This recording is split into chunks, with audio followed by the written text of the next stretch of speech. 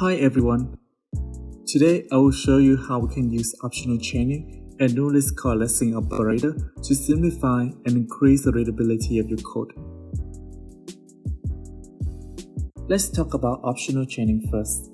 The optional chaining is a safe way to access nested object properties even if an intermediate property doesn't exist. Let's look at this example. Say we have an employee object, and inside the object we have a name and a department, and the department has a department's name. Let's try to print out its properties, such as employee name, employee department, and employee department name. Everything works fine because we have defined these properties beforehand. Then what if we try to access non-existent property? Say, employee department supervisor. Now we get an undefined value.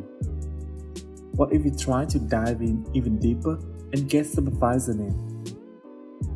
This time, we actually get an error. In order to handle this error properly, in this case, we can wrap it with an if statement and then check whether an employee exists, and whether employee department exists, and whether employee department supervisor exists.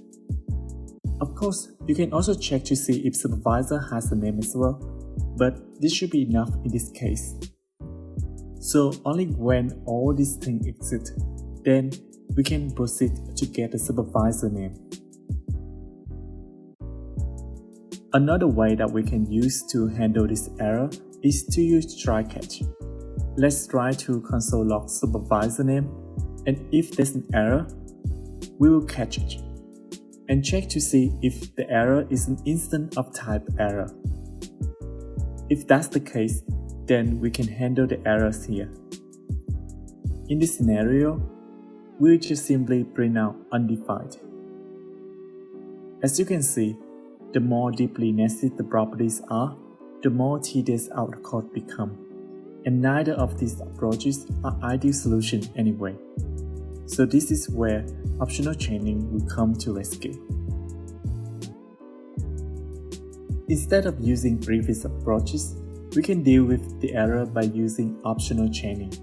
To use it, we can simply add a question mark followed by a dot right behind the property that we want to check for Nullish value. And now the error is gone.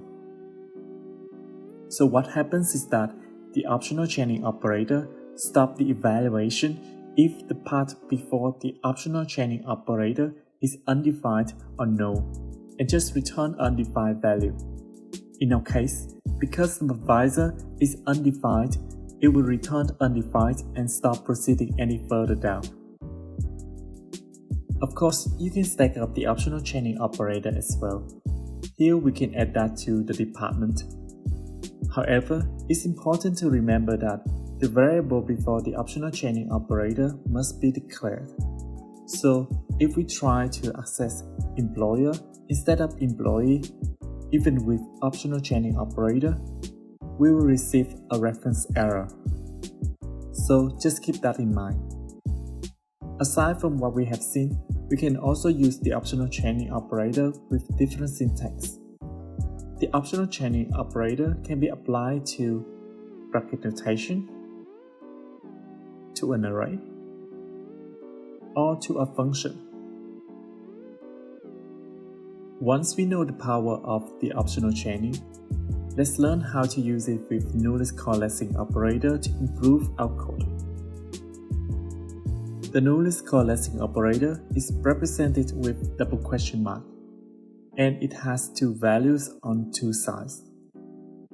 This operator will check if A is nullish, meaning either null or undefined. If it's the case, then it will return B. Otherwise, it will just return A back. So let's look at a few examples here. So we have this expression. We will firstly check the left hand side to see if it's nullish. And because it's null, then it will return the right-hand side instead. And that's why it prints out the string is nullish. Similarly, in the next example, because the left-hand side is nullish, it will return the right-hand side. However, if it's not nullish, then it will just return the left-hand side value. The same goes with an empty string, 0, and a false boolean. In that case, we can make use of Nullish Coalescing operator in our main example as well. Let's say that if it cannot find the supervisor name, then just print out a default message saying no supervisor, and voila!